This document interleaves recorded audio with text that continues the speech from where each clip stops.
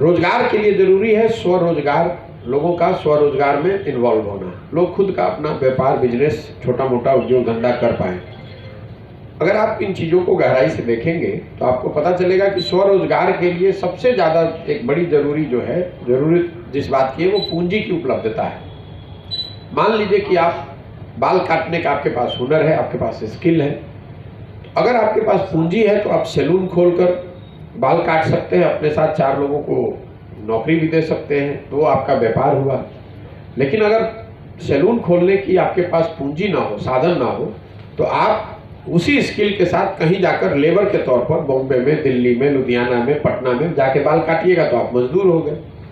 तो बिहार में पूंजी की अनुपलब्धता क्यों है, इसको जानने समझने के लिए आपको समझना पड़ेगा कि पूंजी आती कहाँ से है।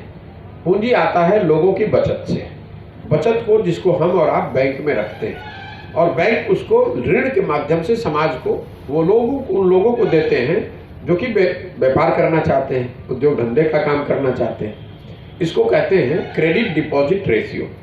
पूरे देश में जो बैंकों में पैसा जमा होता है उसका एक बहुत बड़ा हिस्सा लोन के तौर पर जनता को उपलब्ध होता है।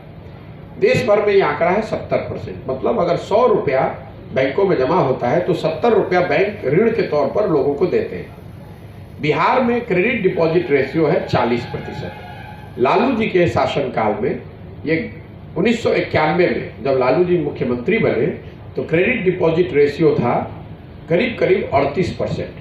कांग्रेस के शासनकाल में लालू जी के शासनकाल में यह घटता घटता हो गया 23%।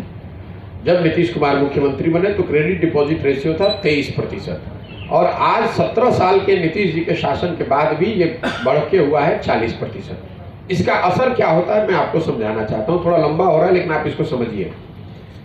बिहार की गरीब जनता ने पिछले साल बैंकों में 4,21,000 करोड़ रुपया बैंकों में जमा किया।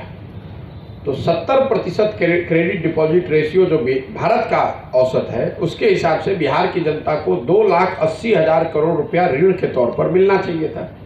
लेकिन 70 के बजाय बिहार में क्रेडिट डिपॉजिट रेशियो है 40%, तो मिला 1,60,000 करोड़ रुपया।